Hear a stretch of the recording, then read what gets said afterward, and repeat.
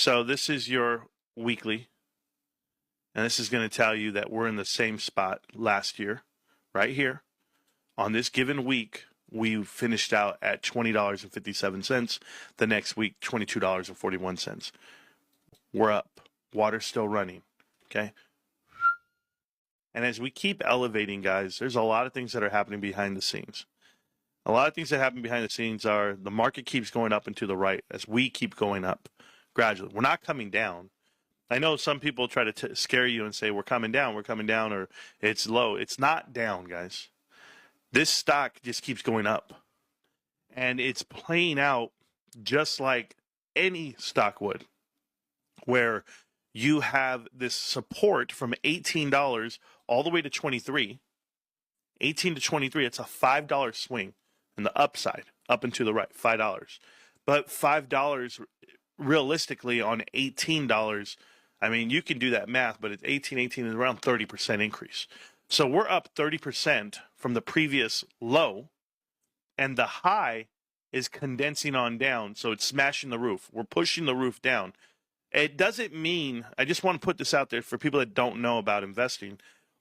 When you have higher lows, that's not a bad thing. The fact that it never peaks as high as it once was is not a bad thing. Not if the ground keeps coming up. All it means is we're going to have compression.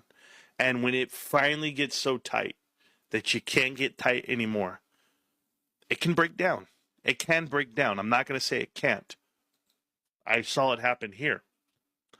Here, in this run right here, sideways, we were getting compressed, pushed down, pushed down, pushed down. But the minute you get pushed down past the point of break, where you can't go, there's nowhere to go but up, this is what happens. It's the equivalent of a spring, a physical bed spring. I'm compressing over time. So many people are invested at these levels. We now have capitulation, right? So you're going to break. And you know when the levee breaks because you have these small runs first.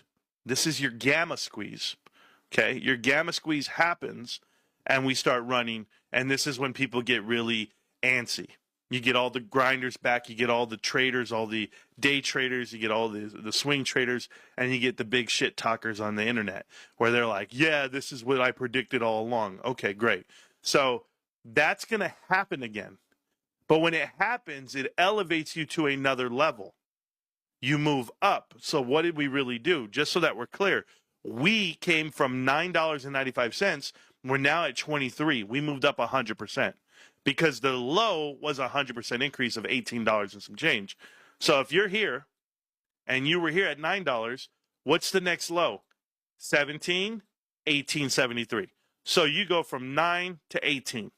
That's your low. And we're walking from that point all the way up. But as we walk up, that ceiling comes down, the run all the way up. It's just a shakeout.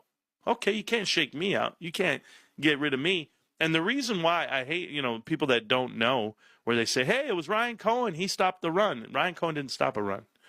Ryan Cohen came in here and bought it at the bottom.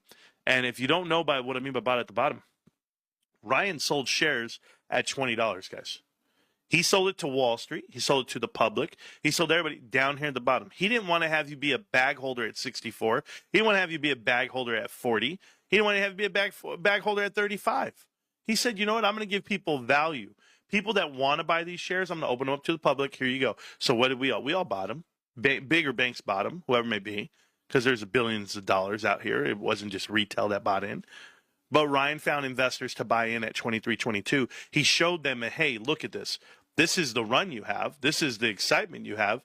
But I'm going to let you get in down here just so that you can prepare yourself, reposition yourself to make the next move. So the next move is here, guys. Okay? We're already here. We're already here. And if you've been invested with this company and this stock and you've been watching the show for a long time, you realize you're getting to a tight point. This is elementary.